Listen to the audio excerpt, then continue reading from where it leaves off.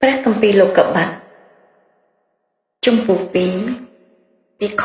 5ទៅដល់ខ25បញ្ចប់ស្ដីអំពី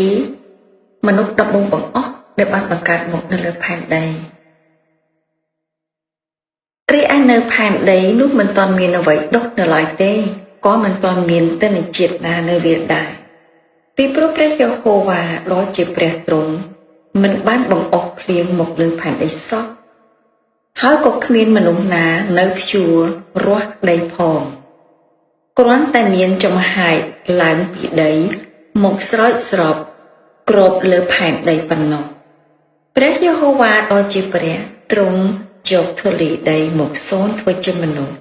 ទ្រង់ផ្លុំខ្យល់ដង្ហើមជីវិតបញ្ជូនទៅក្នុងរន្ធច្រមុះ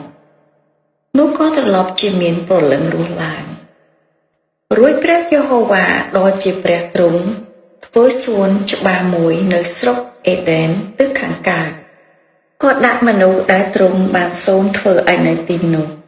ព្រះយេហូវ៉ាដ៏ជាព្រះទ្រង់ក៏ធ្វើឲ្យដីដុះគ្រប់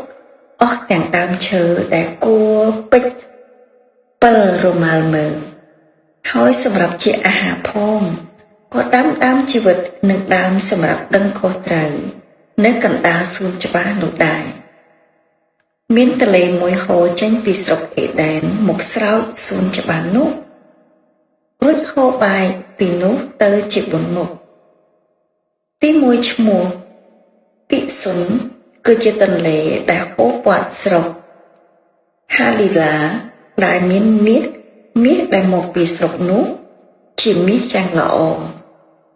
ក៏មានទាំងមដេឡានិងត្បូងអូនីសផងទី2ឈ្មោះគីហ៊ុនគឺជាទន្លេដែលហូរព័ទ្ធស្រុកគូសទី3ឈ្មោះហឺដេកែលគឺជាទន្លេដែលហូរចាក់ទៅខាងកើតស្រុកអាសឺហើយទន្លេទី4ឈ្មោះអឺប្រាមព្រះយេហូវ៉ាដ៏ជាព្រះទ្រង់យកអាដាមទៅដាក់នៅក្នុងសួនច្បារអេដែនឲ្យគាត់ធ្វើការហើយថែរក្សាព្រះយេហូវ៉ាដ៏ជាព្រះទ្រង់បង្គាប់ទៅអាដាមថាឯងនឹងស៊ីផ្លែឈើទាំងអស់ក្នុងសួនច្បារនេះបានតាមចិត្តតែឯត្រង់ដើមដឹងខុសត្រូវនោះមិនត្រូវឲ្យឯងស៊ីផលឡើយត្បិតនៅថ្ងៃណាដែលឯងស៊ីនោះនឹងត្រូវស្លាប់ជាមិនខានព្រះយេហូវ៉ាដ៏ជាព្រះទ្រង់មានបន្ទូលថាដែលមនុស្សនេះនៅតែម្នាក់ឯងនោះមិនស្រួលទេអញនឹងធ្វើឲ្យមានម្នាក់ជាជំនួយសម្រាប់ជួយវាព្រះយេហូវ៉ាដ៏ជាព្រះទ្រង់បានយកដីមកសូនធ្វើគ្រប់ទាំងសត្វជើង4និងសត្វហើរទាំងប៉ុន្មានរួចក៏នាំមកឯអាដាមដើម្បីឲ្យដឹងថាគាត់នឹងហៅយ៉ាងដូចម្ដេច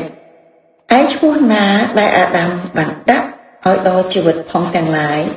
នោះបានសម្រាប់ជាឈ្មោះរបស់សត្វនោះឯង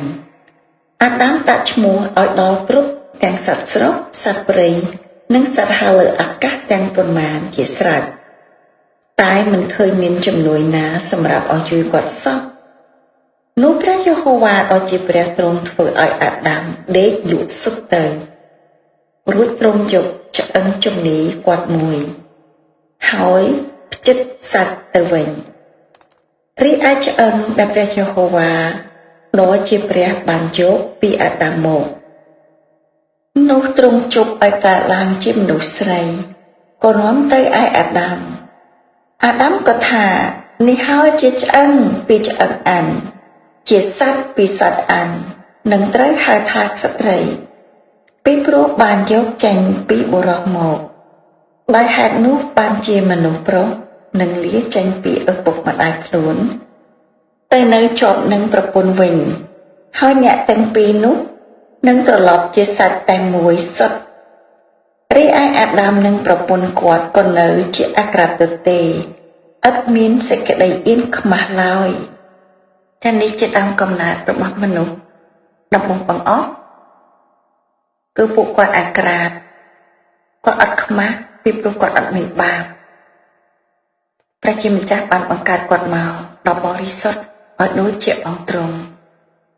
ហើយព្រះអង្គប្រទានសពសារពើទាំងអស់ឲ្យពួកគាត់សម្រាប់ជាចំណីអាហារតែព្រះអង្គគ្រាន់តែបម្រើមួយដើម្បីឲ្យមនុស្សទទួលទំនួលខុសត្រូវតើមនុស្សទទួលខុសត្រូវឬក៏ធ្វើតាមបម្រាមរបស់ព្រះអង្គបានឬក៏អត់សូមលោកអ្នកបងប្អូនទាំងអស់ចាំតាមដានមើលចម្ពោះបន្ទាប់ចាសសូមអរគុណសូមជម្រាបលាសូមព្រះជាម្ចាស់ប្រទានព្រះពរដល់បងប្អូនដល់ពោពេញហើយក៏សូមដាក់លោកអ្នកបងប្អូនទាំងអស់ដាក់នៅក្នុងស្នាព្រះខ័ស្តអង្គម្ចាស់ព្រះយេស៊ូវគ្រីស្ទអាមែន